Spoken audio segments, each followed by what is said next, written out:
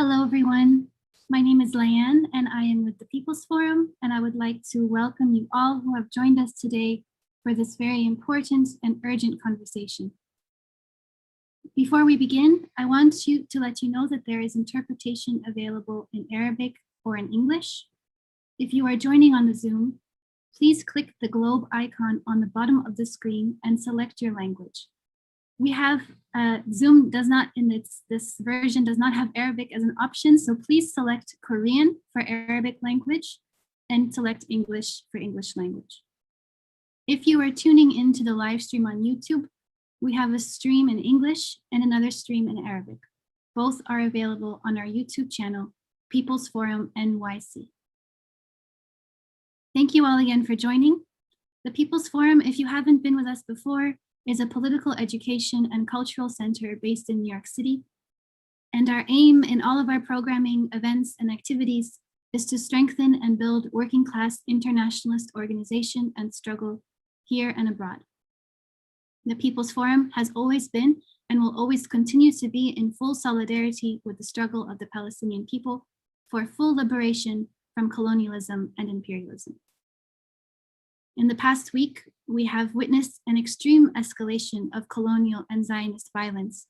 And within the past few days, more than 100 Palestinians killed by the Zionist occupation forces, hundreds more wounded, and attacks on protesters at the borders, and ever-increasing attempts to steal more land and continue the process of ethnic cleansing. However, we have also witnessed the continued strength and steadfastness of the Palestinian people to defend their rights to land, sovereignty, and a life of dignity and well-being. We know that the Palestinian resistance has been and will always be a constant inspiration for people's movements across the world throughout history and today, and that the struggle for Palestine is an internationalist struggle.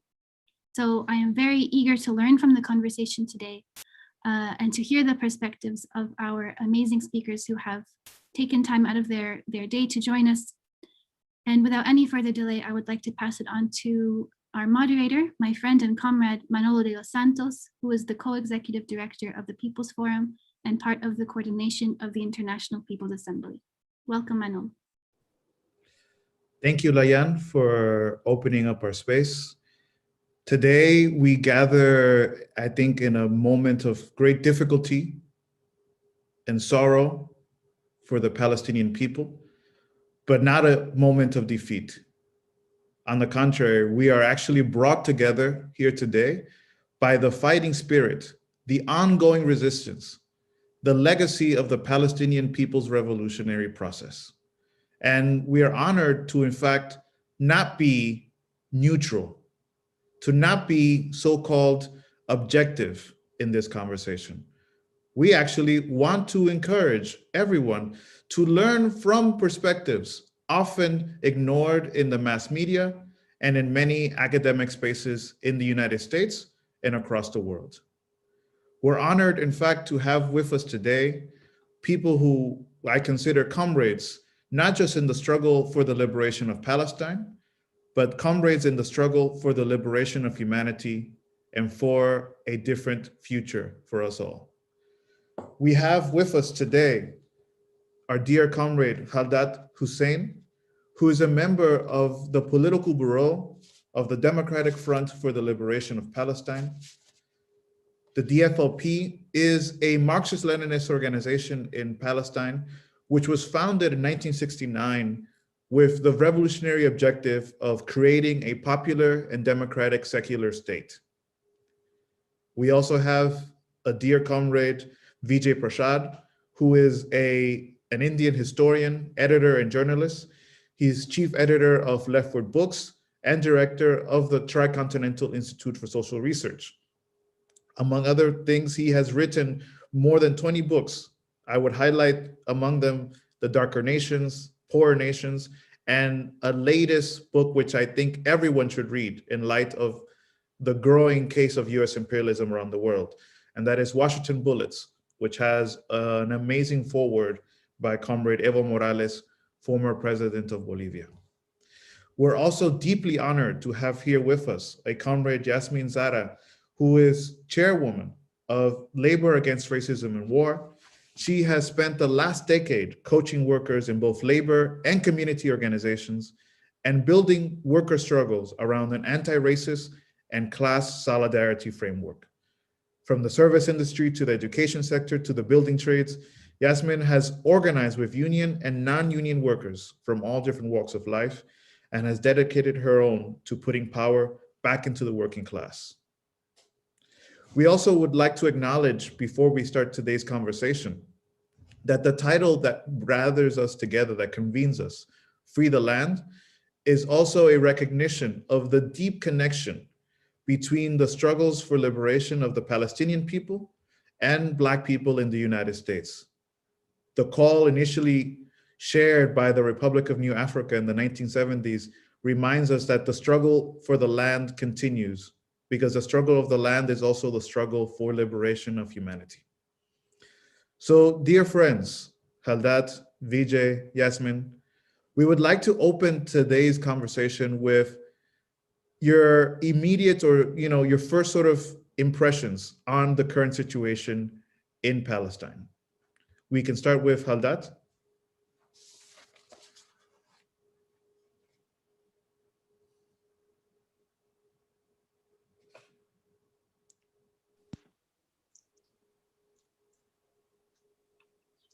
The speaker's microphone is not open. If you would please inform her of this. Haldat, we need you to unmute. Yes. Okay. المشكلة أن الخرج. The problem is that apparently the speaker was not hearing the translation into Arabic. She had a problem. So, but what I understood is what she's saying is that you would like to hear about my impression about what's going on in Palestine right now. So starting from all this, from the developments that we have been witnessing in Palestine, and we are witnessing in Palestine today, I believe that it expresses the escalation of the events against our people, and on the other side, the reaction of the Palestinians has surprised the colonizers matters of size and matters of quality. So we see now in Jerusalem a Palestinian revolution, or we see a Palestinian big movement, and we see now a unified people that is defending the cause. And this is a movement that includes everyone, from people in the West Bank, the Gaza Strip, people in the interior, the Arab 48.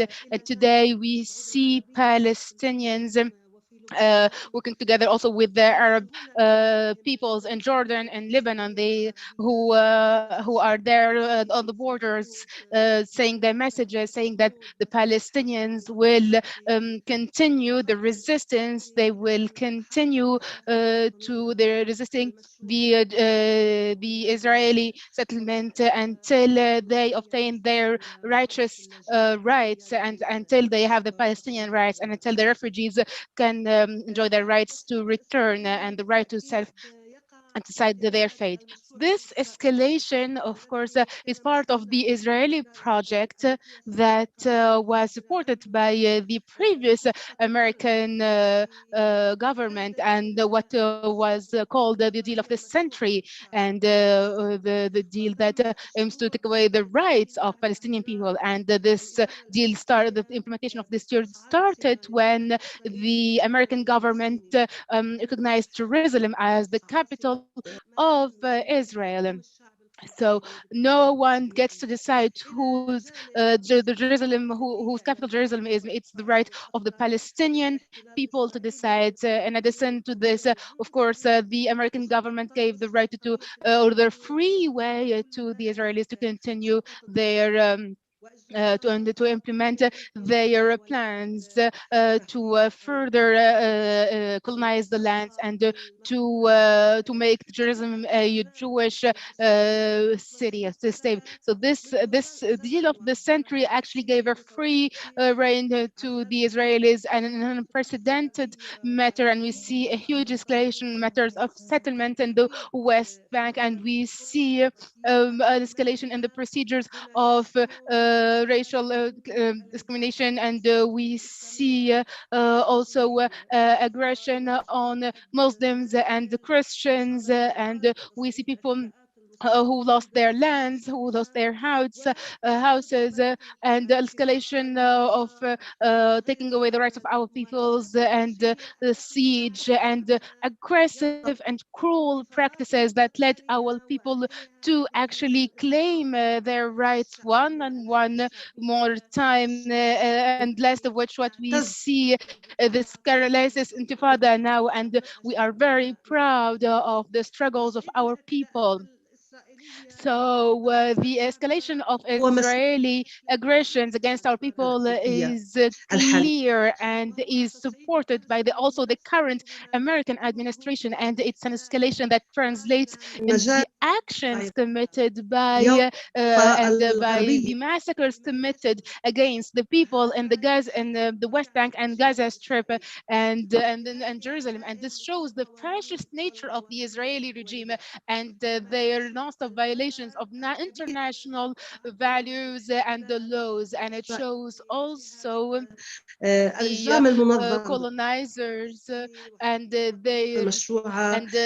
their systematic violation of the rights of the Palestinian people, and the fact that they rely on power and just power to actually achieve their goals of stifling the popular intifada and the popular struggles, and the colonizers and the West Bank are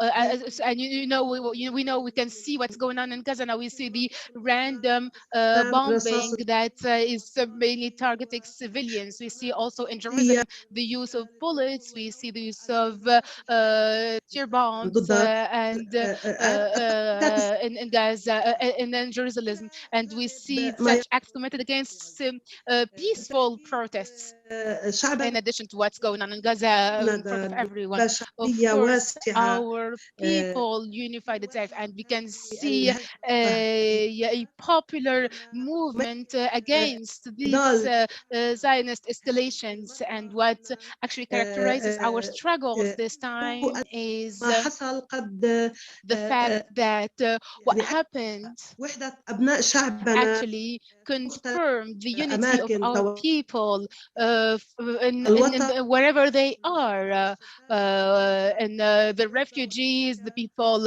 in Europe, our people in Europe and the US, and our homeland, and everywhere we find Palestinians. So the confrontation that occurs right now with regards to the actually brought back the Palestinian cause to the international attention, and now we could, it shows that what the American government and the Israelis have committed with the normalization with Arab countries that actually put aside the Palestinian cause is not working, and we are proud with the reactions of peoples around the Arab world and in the region in general with what's going on in Palestine and with the aggressions that Palestinians are facing. This is maybe an unprecedented and might get larger and might actually give us hope of movements in the Arab and Muslim world, and with regards to showing solidarity with the Palestinian cause. This is what I'd like to say at the level of politics and the popular movements. Should I stop here? Yes. Well, we have many more questions for you and the rest of the panelists. Okay. But you raised, I think, very important points. I mean, there's been a serious level of escalation by the Israeli apartheid regime. The Israeli Defense Forces in full brutality have engaged in the bombing siege of Gaza. We've seen the violence in Jerusalem, but we've also seen mob violence, so-called Israeli civilians engaging in full-on violence against Palestinians. Some in the US media, though, are saying that these are isolated events, and ultimately the Palestinian people themselves are the culprits and responsible for the level of violent escalation. Yasmin, Vijay, how would you respond to that?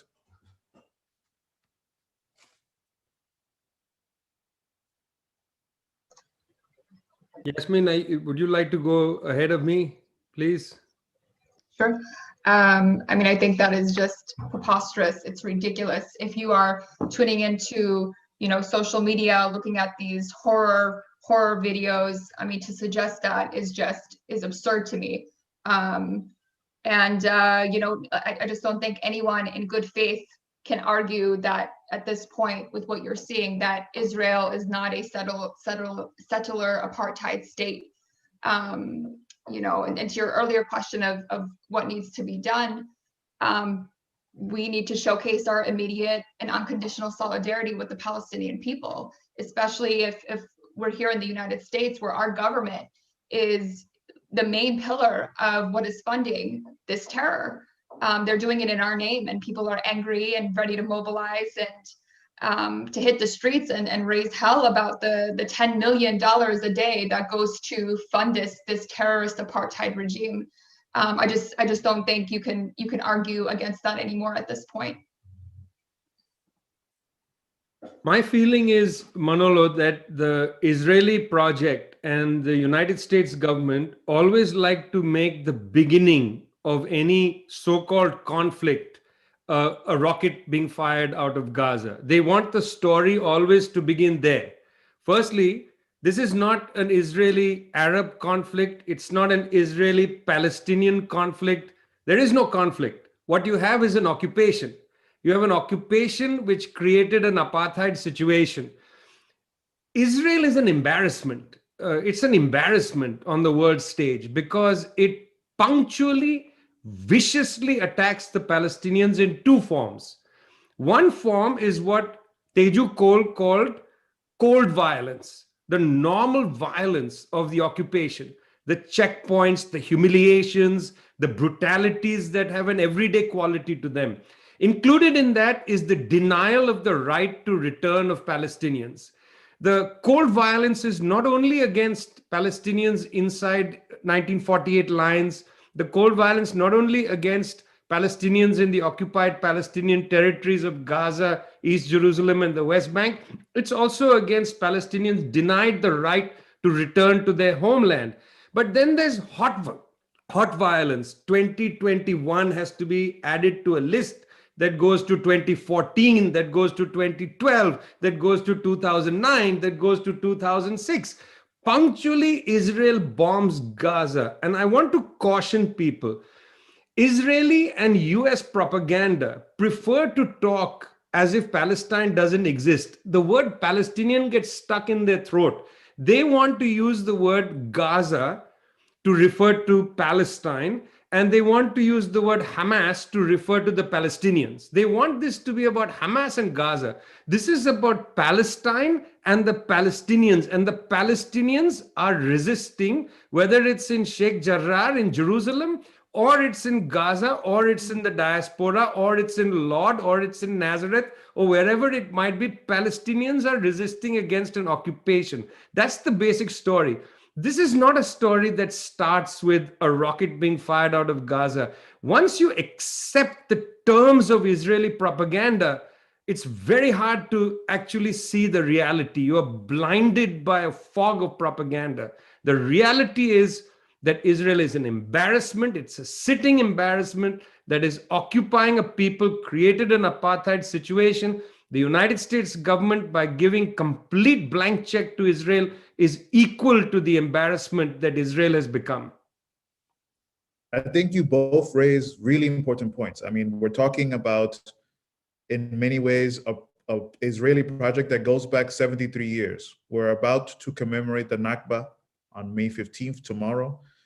There is a documented, well-documented history that goes into the dispossession of the Palestinian people, the occupation of their land, and a violence that, again, is not isolated, is not coincidental, and has its roots in colonial oppression.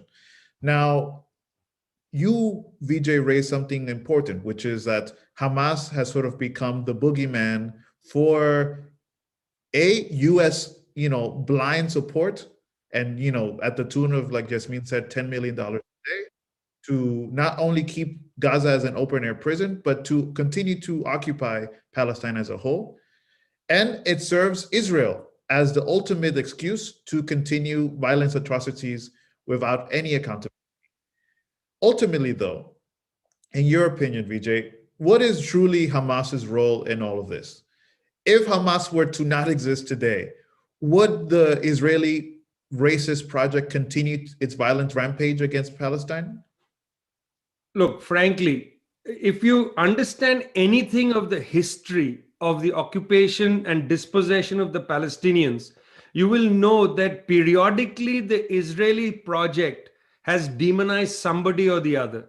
Before they began to demonize Hamas, they demonized the Fedayeen. They demonized Arafat. They demonized, the PFLP. They demonized the DFLP. I mean, today in the West Bank, the leaders of the DFLP, PFLP are routinely arrested and put in prison. So what is this demonization of Hamas? They are demonizing Palestinian politics. That's actually what gets demonized. It was an Israeli political scientist who coined the phrase politicide. Politicide. Baruch Kimmeling called it politicide. The Israeli state project, backed by the United States, is committing a death knell against the Palestinian possibility of politics. Anybody tries to be political in Palestine, they are arrested and thrown in prison. Khalida Jarrar is not a member of Hamas. Why is she in prison? Why are there so many political prisoners inside Israeli prisons? They are not members of Hamas. Not one of them is a member of Hamas that I have known and met and so on. They are in prison. They are not Hamas. So this idea of reducing it to Hamas is merely a cliche of the way their propaganda operates. If you look at it, the actual fact is not Hamas. It's that they want Palestinians to no longer have politics. They want Palestinians to surrender. Well, Haddad, I actually want to ask you a little bit more about this, actually.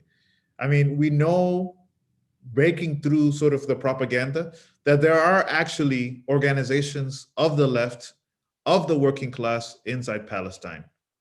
Tell us a little bit more about the work, the revolutionary activity of the Democratic Front, and how does the Democratic Front engage in resistance at this moment?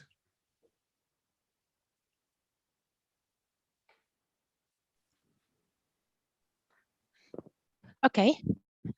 So for starters, I would like to confirm the point, or to stress a certain point, what's going on in Palestine and the national struggle that is going on now, as I said, in different forms of struggle, including resistance, popular resistance, as we saw in Jerusalem, and the also defense of Gaza, and with the matter in the ways and means that actually go with the atrocities of what the Israeli regime is committing.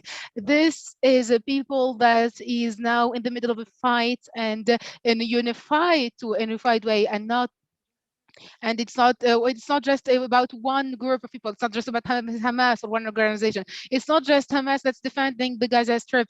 It's a Palestinian movement power that includes different movements, the Democratic Front, the Popular Front, and other movements and groups. So using Hamas as an umbrella actually is not right, and it is negated by the different kinds of actually struggles that we can see, whether by throwing rocks or the resistance we see in Gaza and with the rockets. So this is propaganda.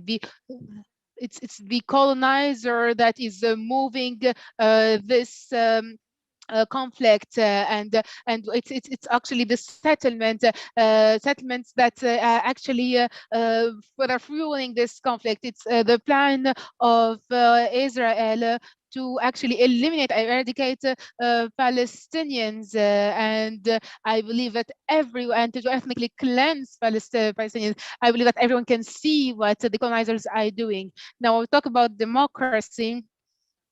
Well, we and to talk about democratic front, I'd like to say that we would like to extend our hands to all the different movements and powers that call for peace and that who want to support the rights of the Palestinian people. And we look forward to building strong and good relations with the national Palestinian movements in the colonized areas in 1948.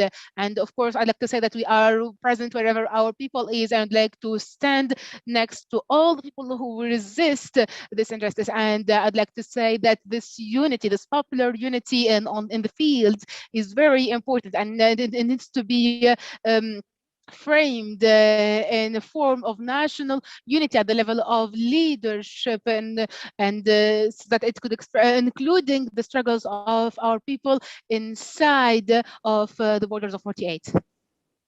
Thank you. Yasmin, one of the things that's been mentioned before, Haldat brought it up earlier, is the infamous deal of the century that was brought up by the Trump administration. This was a rather silly attempt to force the hands of the Palestinians into further submission. But can you tell us a little bit more for folks who may not know? I mean, what was the Trump administration offering? What was the deal? And what has come of it since the Biden administration has come in? Can I throw that to Vijay? I feel like he's better with that analysis than I am. But to me, I'll just say not much has changed, right? From Democrat to Republican, we just play this ping pong game every couple of years, and the material conditions of the Palestinian people has not changed a single bit that I've seen.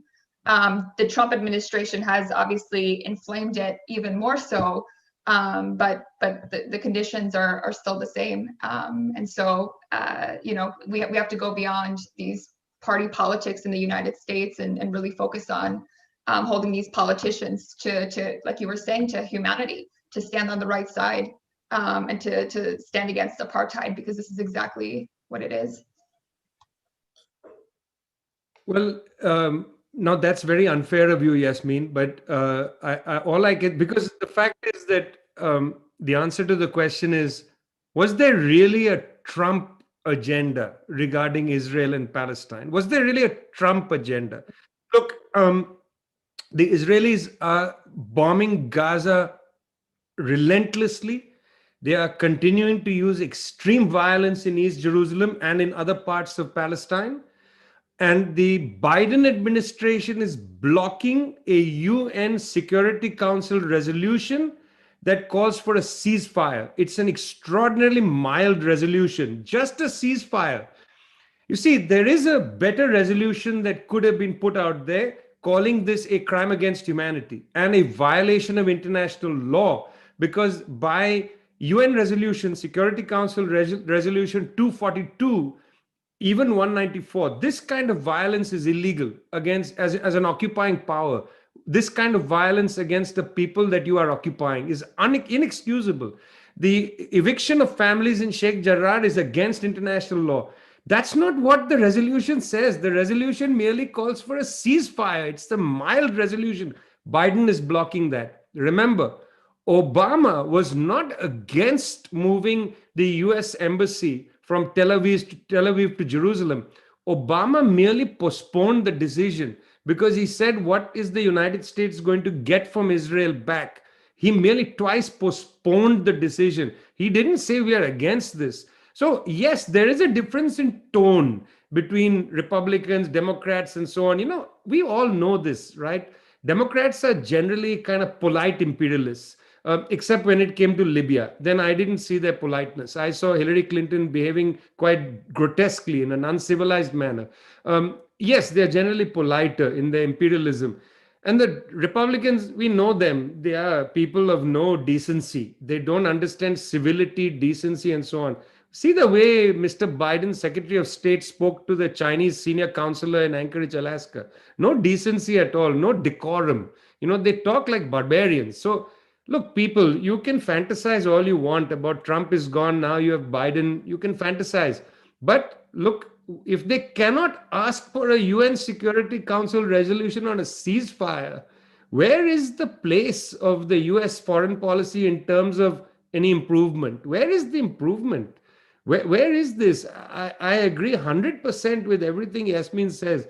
When it comes to Palestine, when it comes to the Palestinian people, from 1948, but even deeper after 1967, the complicity of the US ruling class with the occupation and dispossession of the Palestinians is complete. There are very few voices that have the courage to come out there and say, I think this is barbaric, what's happening. I think what Israel is doing is an embarrassment.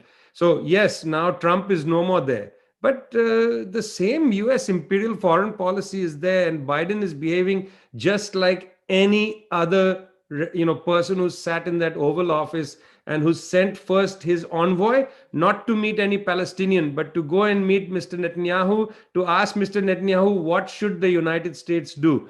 Who is the dog? Who is the tail? And does it really matter when the tail and the dog are attached to the same being and they seem to control each other? Yes, imperialism is the same dog.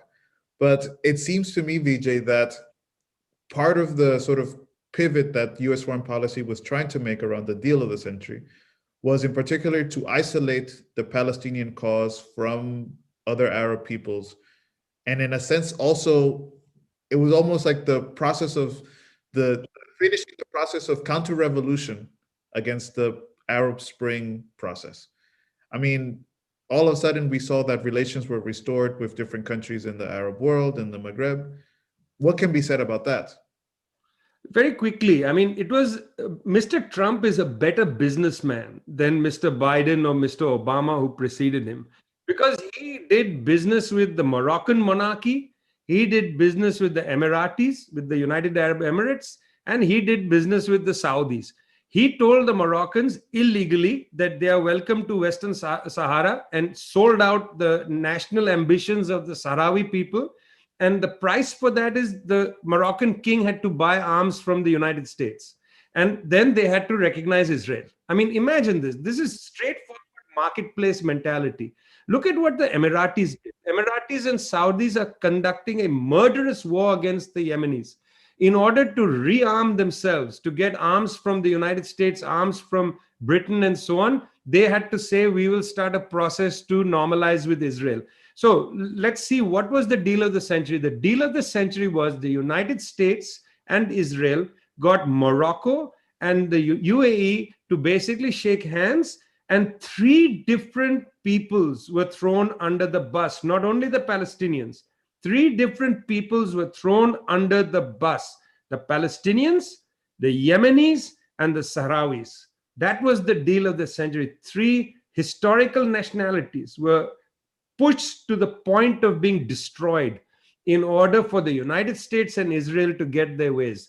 That's what we have to come to terms with. That was not just a policy against the Palestinian people, but also against the Yemenis and also against the Sahrawis. Thank you, Vijay. I mean, Haldad, at the same time that many Arab states have restored their relations with Israel, there are varying levels of relationship between the Israeli state and some of the Arab monarchies. What is the state of relationship between the people? I mean, what has been the response of the Arab people? I mean, we have seen protests from Morocco to Libya to Egypt in defense of Palestine. But can you tell us more about that?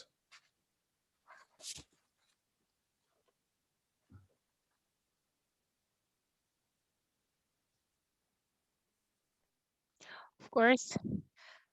So normalization is official, is only official between the regimes, with the official Arab regimes and the Israeli regime, and it does not necessarily reflect or these conventions that are signed officially, they do not necessarily adopted by the people, they don't reflect the will of the people. And we saw, whether in Morocco or in other countries, we saw that there is a popular objection to of course this act, and that this objection was expressed to the extent possible in these countries. And in Palestine, we understand that of course, that normalization does not reflect the sentiment of the the people in those countries. And we know that there are Arab militants in these countries that are arrested and that are targeted by the police for expressing their opinion against normalization. And actually, normalization started when the Convention of Wadi Araba was signed. This was an old form of normalization. When this convention was signed between the Jordanian regime and Israel, there were also other conventions signed and agreements signed, such for gas and for other items. And today you have seen the large movements and protests in Jordan asking for closing the American embassy and to refuse these agreements. So they refuse this, of course, agreements with Israel that actually allowed them to control the powers, to control the resources in these Arabs. And the aim of the normalization is to build a regional regime that actually reinforces the dominance of the US and Israel over the region. It allows them to further exploit the resources of the region and to control the region. And it's not just about the national Palestinian cause. There were, despite the years now, let's talk about Egypt. Can Israelis now walk freely in Cairo and feel safe despite the normalization that's been going on now for years? So we know we have strong relationships with the Arab countries. We know.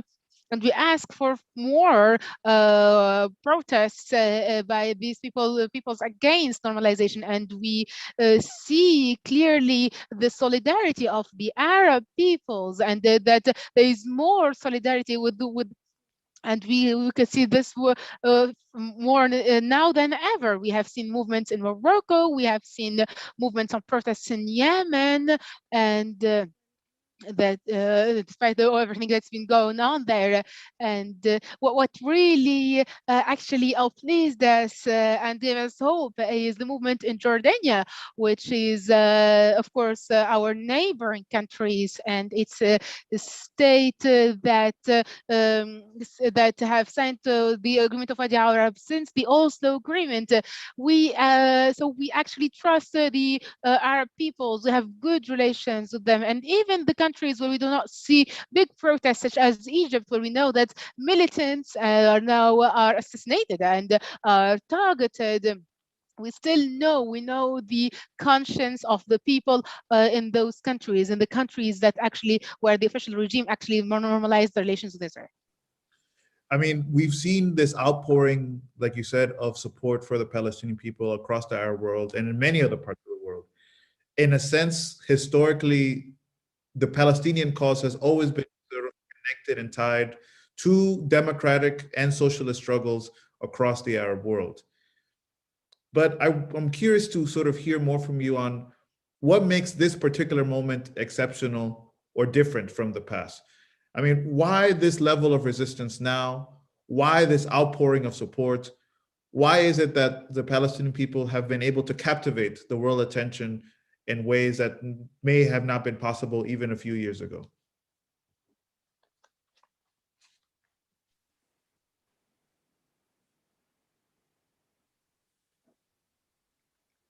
Of course, I believe every step of the process of militantism, of course, had its own specificities. But what actually characterizes the current movement and protests or movement is that it reflected the unity of the Palestinian people wherever they are. And it actually included elements that were not this visible, this clear in previous protests and intifadas, the participation of the interior of Palestine, the Palestine the Palestinians of 48 actually confused the Israelis. It was a big surprise for them, and it put them in a difficult situation. It actually gave them a stress that is as big as the and as worrying for them as the stress of the rockets coming from the Gaza Strip. And at this moment, we have seen the solidarity, the unity of the different components of the Palestinian people, and that is now they can no longer just target the Gaza Strip, while the other areas we see very limited movements. It's no longer possible to just target Jerusalem because now they know that Gaza and the West Bank and the refugees and the Arab 48 are all ready to participate in the struggle.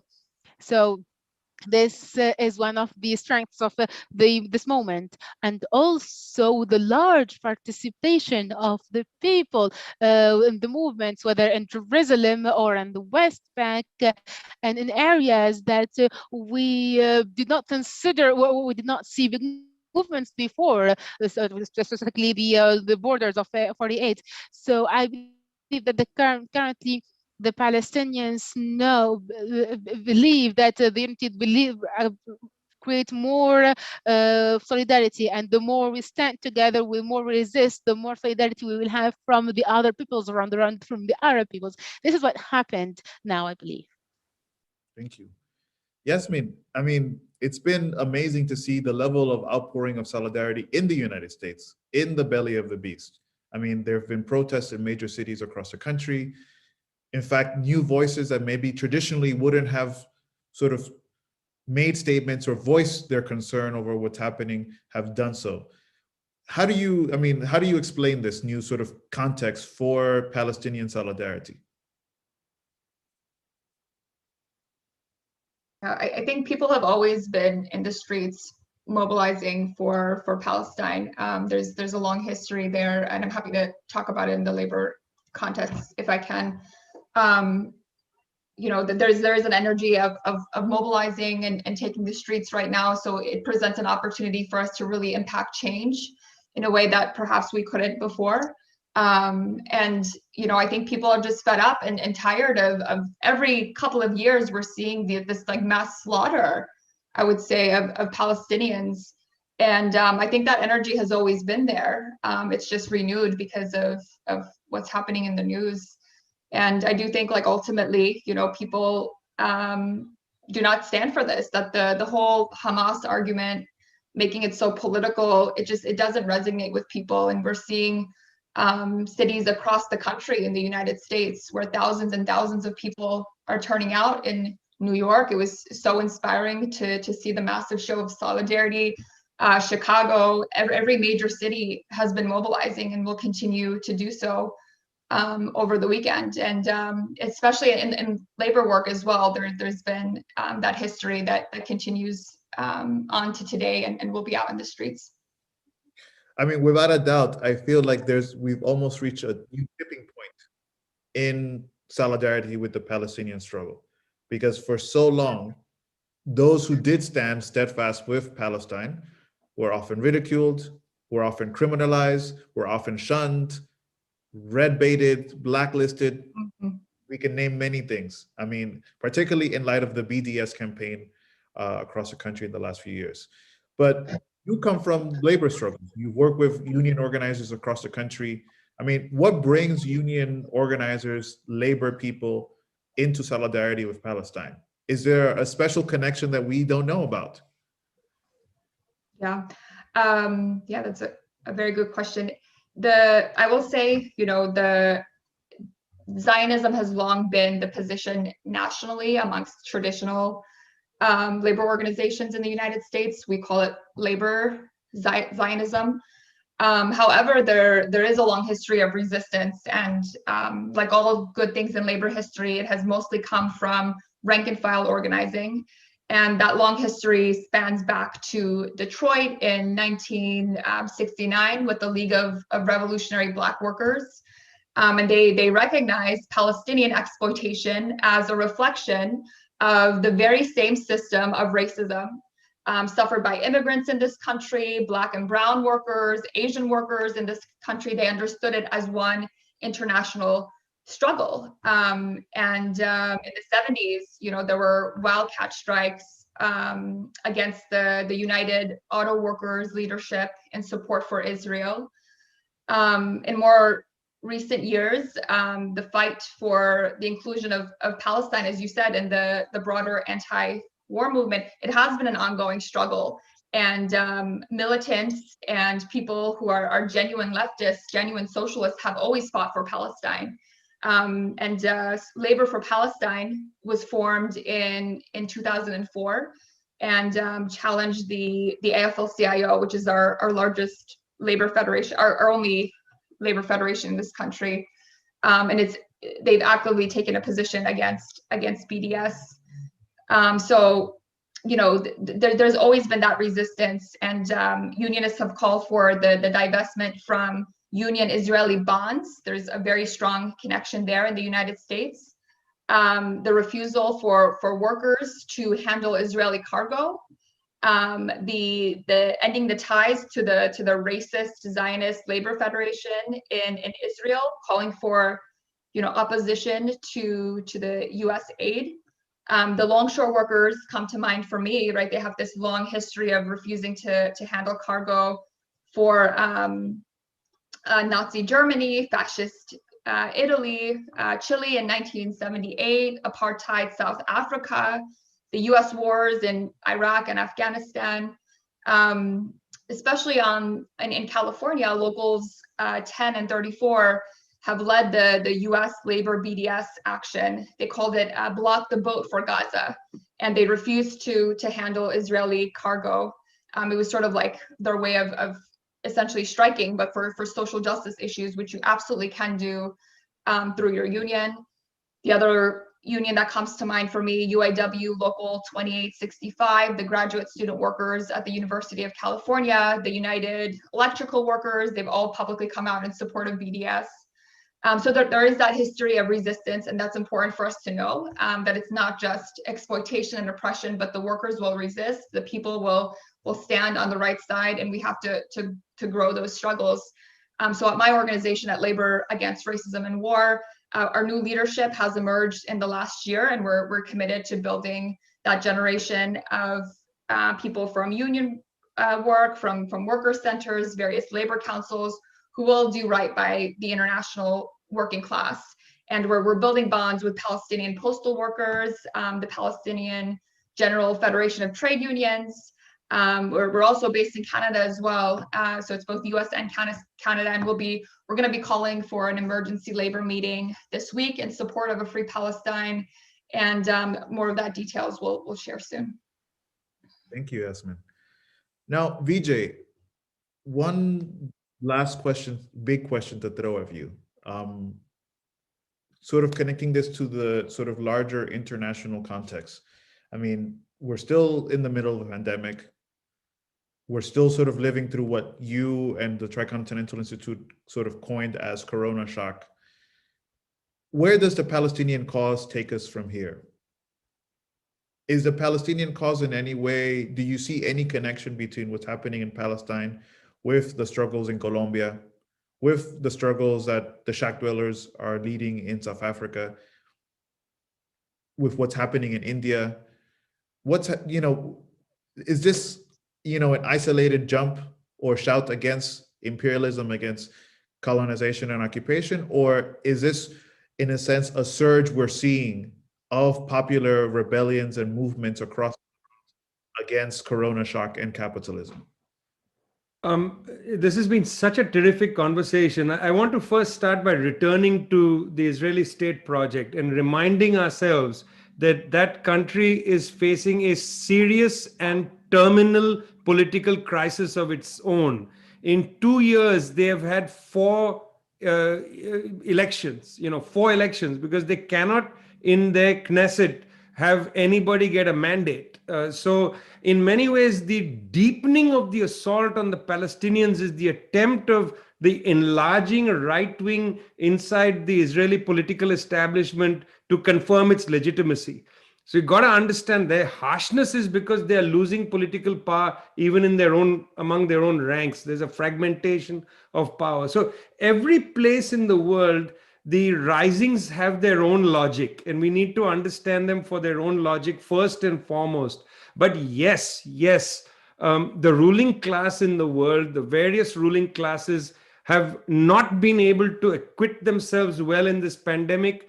And when people are suffering, like when the Argentinian people are suffering in Argentina, in the course of this pandemic, poverty has gone from 29% to 44% of the population.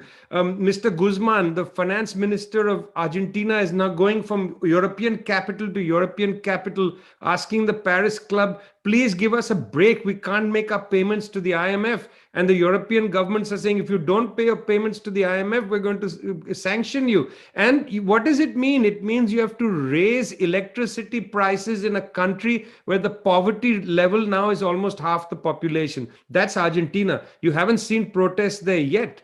You're seeing it in Colombia. You're seeing it in South Africa. We are going to see protests all over the world because the ruling class, which is sitting on almost $40 trillion in illicit tax havens, is unwilling to at all compromise with the people, and therefore they have to be overthrown. The fact that they are intransigent is going to demonstrate increasing levels of struggle. People are going to realize more and more that they have to go. The problem is, we may all think that in our heads. The path to actually overthrow them is very complicated because they have the guns and they don't care if they use it. The level of violence in Colombia, the level of violence against the Palestinians, it's all the same. They don't want to compromise with people. They're going to use violence. We have to gird ourselves, prepare ourselves for a very dangerous period ahead. Thank you, Vijay. Haldat, I mean, in line with what Vijay was saying about the level of intransigence, the level of violence, uncontrolled violence, we will continue to see, I assume, an escalation of Israeli military repression and violence against the Palestinian people. What does the Democratic Front for the Liberation of Palestine propose at this moment? Everyone is thinking what the solution will be for Palestine, but what do the Palestinian people say?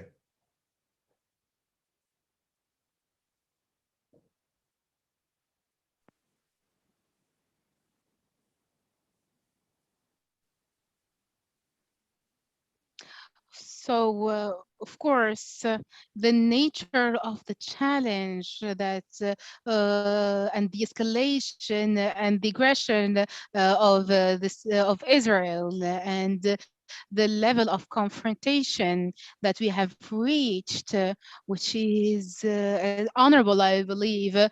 This calls for us to build on what we have amassed so far. The national, of course, stand against this violation in a way in order to actually further deepen the movement, to frame it and to organize it, and of course to retrieve maybe the national Palestinian unity, to build on this resilience, because we know that the division in Palestine was actually a point of weakness, and so the unity of all the different Palestinian movements and factions towards one Palestinian militancy strategy that guarantees taking this uprising to a popular movement, a comprehensive popular uprising that will end the colonization of the Palestinian people, to free the Palestinian people.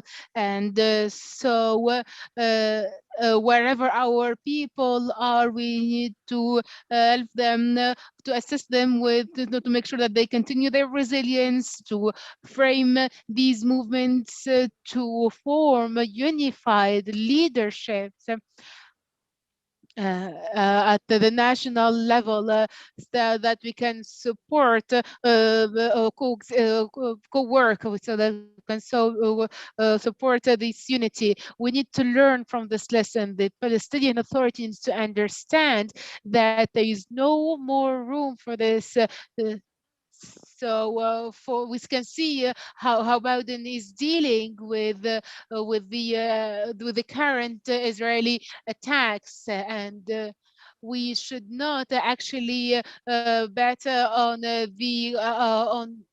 negotiations that would never bring anything to our people, on the States government. We needed to support our people with what they needed to for an uprising, a comprehensive uprising.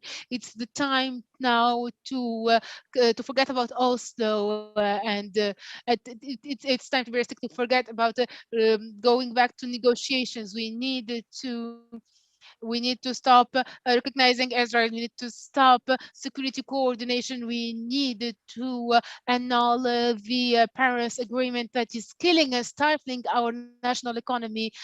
We need to have a national dialogue, so that this current moment, this achievement would not go to waste, because people are sacrificing their lives for this. We need to build on it.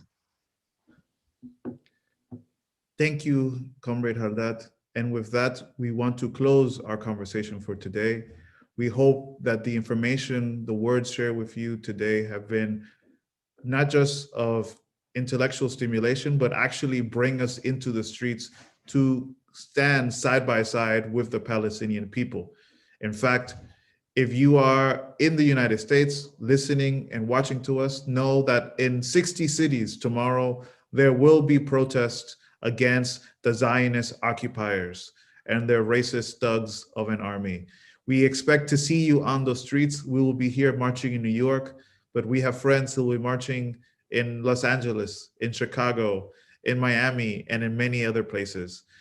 We also know that there'll be marches all across the world. So we stand together, this humanity that yearns for justice, that yearns for an end to occupation, to finally one day reach the point where Palestine is free from the river to the sea. Thank you, Comrade Hardat. Thank you, Yasmin. Thank you, Vijay, for your precious time and words with us today.